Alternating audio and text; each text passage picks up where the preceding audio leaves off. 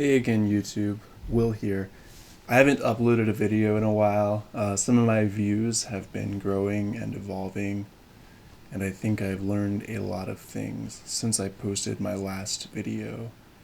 If you're new to my channel, I post about spirituality, universal laws, and practical manifestation. This time, I'd like to talk about 3 things I've learned from making Neville Goddard style manifestation a lifestyle. These things have been important in taking me to the next level in my spiritual journey, and I really think they'll be able to help you guys too. I found that there's a difference between being able to manifest 1 or 2 things and being able to consistently achieve any success you can imagine without fail. This isn't to say I'm at that level yet. I'm here to test a lot of things and determine if any of it works. And if it does work, what works best. It's important to me that this is done in the most systematic and consistent way possible, so that you guys watching can hopefully learn from my successes and failures as well.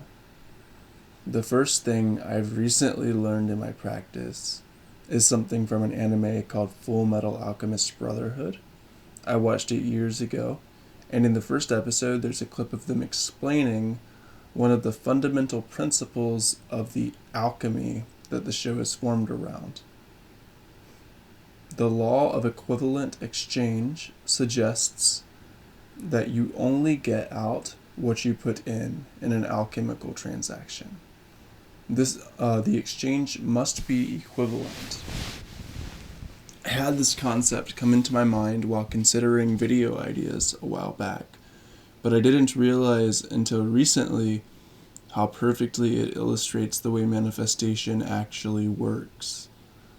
I don't know a huge amount of how alchemy itself is practiced in the real world, so I'm not 100% certain of this, but given that alchemy originated in Hermeticism, I believe the law of equivalent exchange to be a rephrasing of the Hermetic law of correspondence. As above, so below. Here's where the practical aspect of this comes in. I've had many successes with attempts at manifesting things into my life, but consistency is an altogether different battle. Being able to decide on something and definitely make it happen no matter what the difficulty may seem to be. I believe now that the reason consistency can be difficult is because if we put in hope, we get out hope. If we put in concern, we get out concern. If we put in wanting or desire, that's what we get out. The only thing that you can fill yourself with to get the right byproduct out is having what you desire. It ceases to be a desire and becomes awareness of having. You always get out what you put in. I believe this to also be true of the amount of time it can take you to succeed in your external reality. This is why Neville Goddard always suggests you are present here and now in awareness of having your desire. When you visualize, you make that scene the present and the actual. The future does not exist. It's only a different form of the present. This first thing was easily the most important, and I believe that the reason Neville Goddard's techniques are so helpful and so powerful compared to other manifestation techniques is that they focus specifically on matching your desired output to an equivalent input, the state of already being that which you desire. Now, if you've been following this niche or any kind of manifestation for a while, you know that your subconscious mind creates what your conscious mind programs it with. This is the basis of all belief systems' views on manifestation as far as I know. All manifestation is therefore a manifestation of the Hermetic principle of gender, where the male part influences the female part, and your birth is the replication of the state you embedded in your subconscious mind. Now let me ask you something. What gets embedded in your subconscious mind? I'll give you a few seconds. The answer is whatever you fixate on gets embedded in your subconscious mind. Whatever you feel is real. Whatever you repress and turn away from without allowing it to flow out of your system peacefully and naturally. Sometimes your dreams will reflect things that you have repressed because when you're awake, your conscious mind will not allow them to show themselves. That pushes them further and further down and causes them to come out however they can. It's like a spiritual constipation with unwanted results.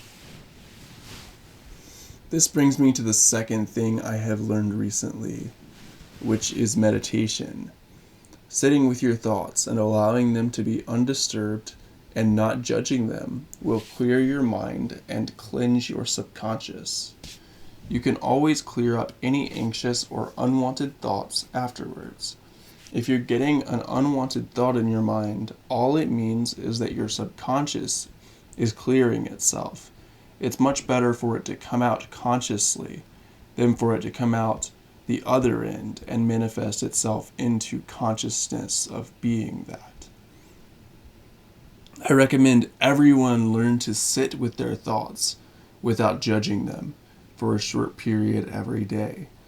It can feel like a chore, but it's the most blissful thing. It's pure presence of being, and after a while you see that nothing is disconnected from you, and everything is within your own power to affect. Now finally, for the last thing I'd like to talk about, the most commonly used technique Neville Goddard writes about, the state akin to sleep.